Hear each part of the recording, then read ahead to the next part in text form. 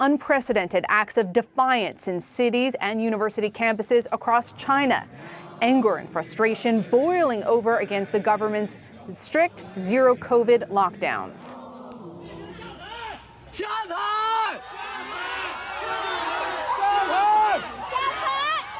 Protesters in Shanghai chanting "Step down," aimed at China's leader Xi Jinping and the ruling Communist Party. But also this. Videos from Shanghai earlier today showing protesters being roughed up and dragged away by police.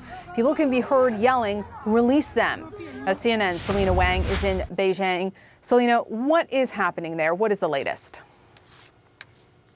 Paula, what we are witnessing right now, it's an extraordinary, historic moment in China. These protests are breaking out across the country, from here in the capital in Beijing to elite college campuses to other major metropolises and even far-flung cities. This is an unprecedented level of public dissent since Xi Jinping took power a decade ago. What we're seeing is people past their breaking point. It's years of pent-up anger. This is 3 years of draconian lockdowns that have cost people's lives, their livelihoods, but the trigger for this wave of protests was a deadly fire in Xinjiang that killed at least 10 people.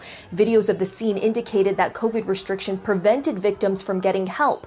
But these protesters, not just angry about COVID lockdowns, they're also targeting their anger towards the supreme leader himself. This protest scene in particular is extraordinary. Let's just take a listen to it again.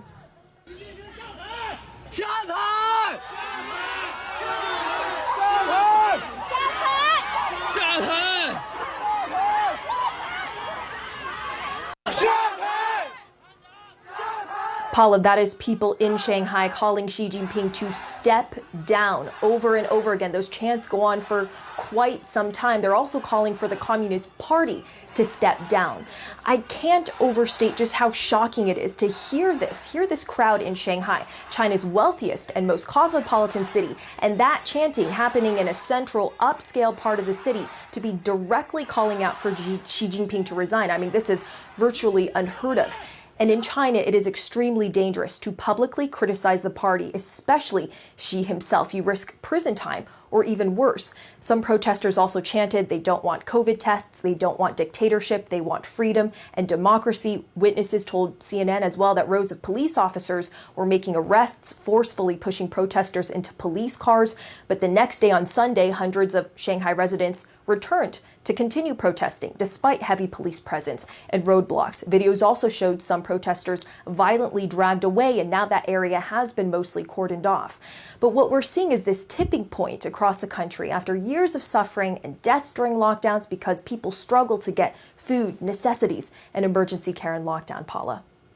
A remarkable scene indeed. Of course, we don't realistically expect Xi Jinping to step down, but is there any sign that the government might back down on some of these restrictions? Well, the government is in a difficult place right now because COVID cases continue to surge, continue to rise. And the party's line has been that they need to keep zero COVID because it's protecting the vulnerable elderly population where the vaccination rates are still lagging behind. But after that fire in Xinjiang, after there were protests in Xinjiang and across the country, the government did say it was going to start to relax some of the COVID lockdowns there.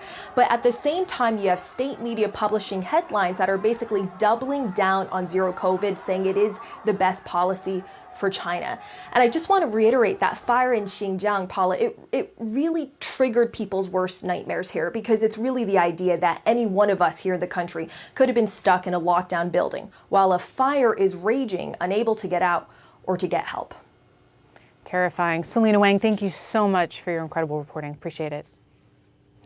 And the White House reacting a short time ago to the situation in China. The White House COVID response coordinator saying China's strict COVID lockdown policy isn't realistic.